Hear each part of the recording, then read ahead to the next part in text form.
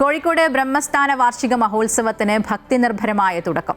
സദ്ഗുരു ശ്രീ മാതാ അമൃതാനന്ദമയി ദേവിയുടെ മുഖ്യ കാർമ്മികത്വത്തിലാണ് ഇന്നും നാളെയുമായി മഹോത്സവം നടക്കുന്നത്.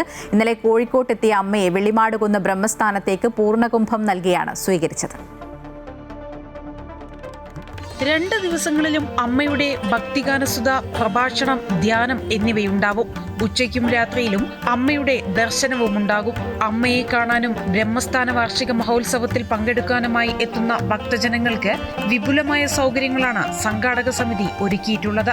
അമ്മയെ കാണാനെത്തുന്ന ഭക്തർക്കായി എല്ലാ ദിവസങ്ങളിലും അന്നദാനം ഉണ്ടാകും. 10,000 പേർക്ക് ഇരിക്കാവുന്ന വലിയ പന്തലാണ് പരിപാടിക്കായി ഒരുക്കിയിരിക്കുന്നത്. 2 ദിവസങ്ങളിലും ബ്രഹ്മസ്ഥാന ക്ഷേത്രത്തിൽ ഉദയാസ്തമന പൂജ, വിശേഷാൽ പൂജകൾ എന്നിവയും നടക്കും. ഇന്ന് രാവിലെ 7 മണിക്ക് രാഹുദോഷ നിവാരണ പൂജയും തിങ്കളാഴ്ച രാവിലെ 7 മണിക്ക് ശനിദോഷ നിവാരണ പൂജയും നടക്കും. ജൂൺ 3, 4 തീയതികളിൽ തൃശൂർ ബ്രഹ്മസ്ഥാന മഹോത്സവത്തിലും ജൂൺ 6, 7 തീയതികളിൽ എറണാകുളത്ത് ബ്രഹ്മസ്ഥാന മഹോത്സവത്തിലും സദ്ഗുരു മാതാ അമൃതാനന്ദമയി ദേവി പങ്കെടുക്കും. അമൃത ന്യൂസ്, കോഴിക്കോട്.